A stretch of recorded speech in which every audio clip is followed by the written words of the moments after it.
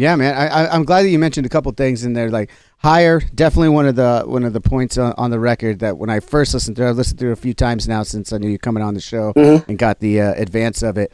Higher, definitely one of the songs that sticks out. And you mentioned the groove, man. That's something that I know it's always great to in prog rock, specifically or prog metal, that everyone's flashy, can play fast, can do everything like that, but Right. it takes that next level when you can do it with the groove too, right?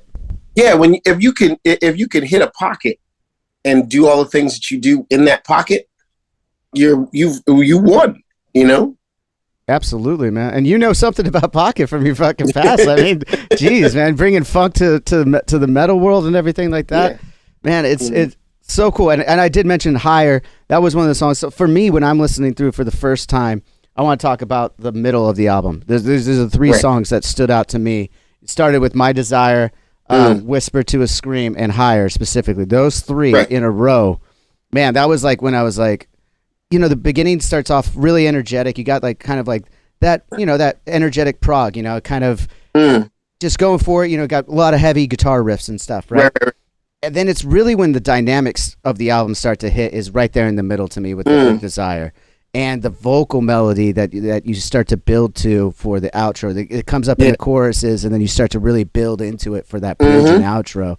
Absolutely. How did that song come about first? It came up in pieces, really.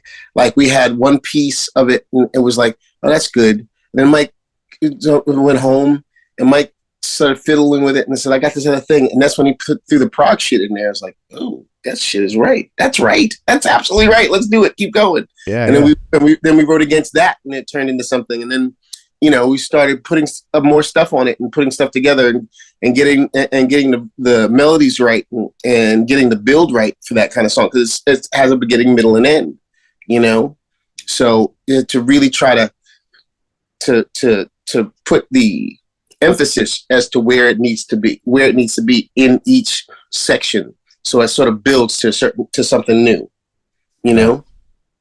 Yeah, and you could hear that as it's going in the song. I was just wondering if it's in pieces, like were these parts for other songs or just riffs that like he was just like, oh, I can make these work together. Or you guys were like, I Yeah. could make these work together. Yeah, he basically sort of he had that one opening groove that was like really cool. I really dug that, and it's like, so what are we gonna do with it now? And he woodshedded it and came up with something else, and after that came up with something else, and then went back to the beginning. You know what I mean? Yeah. So it was great.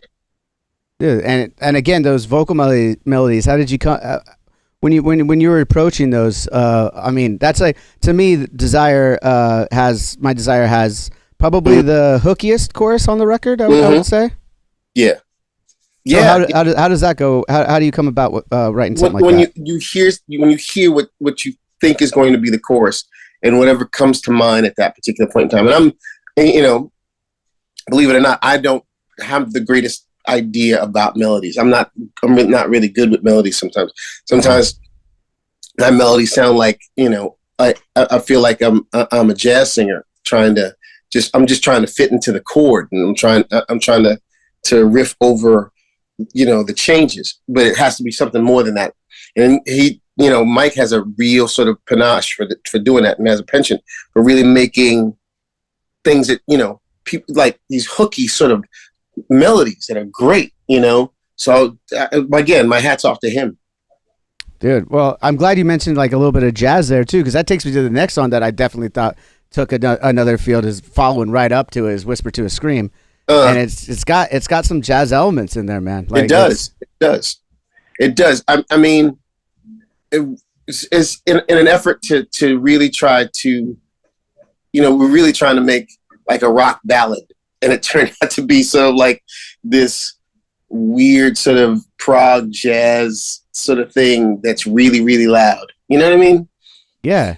No, I'm glad that you said rock ballad, because you feel that in it too. Right. Like the feeling of the song is very rock ballady, Right. but when you get into what you guys are actually doing with the notes and the groove is very jazz, and it's Yeah. I love that melding of the two, and how you guys go about getting it. And then of course, as a bassist, I'm listening to Booker on songs like that, just grooving, and I'm like, oh, this is it right here. This is it. Oh yeah, well, that Booker is plays with everybody, has played with everybody, so he has to know when to change it up. He knows where pocket bass player really gets in. Really, you can hear him between the hi-hats and the kick drum. But what he really shines is that he's very versatile. So we could go from something like higher to Whisper to a Scream to Beautiful Disunity, and it doesn't faze him at all. Like he doesn't have it doesn't push his buttons. Very few things push Booker's buttons. You don't want to push Booker's buttons because he's a big motherfucker. I'll take your word for it. Yeah, I'll try my best. right. But so I mean, well, in that, when you guys are recording this, what was the recording process like? You guys went out to Mike's place in Staten Island? Yeah, we stayed. We did the whole thing in Staten Island, basically. Okay. We set up Taquan's drums in there. Booker came in and laid down some tracks. It was all done out of Sonic Stomp, and it was incredible. He's got a great setup in there. Sounds amazing in there. Mike's got an amazing set of ears, so he did all of that. He mixed it really nice. It mixed it beautifully. It sounds really good. It's got a real sort of ambient tone to it.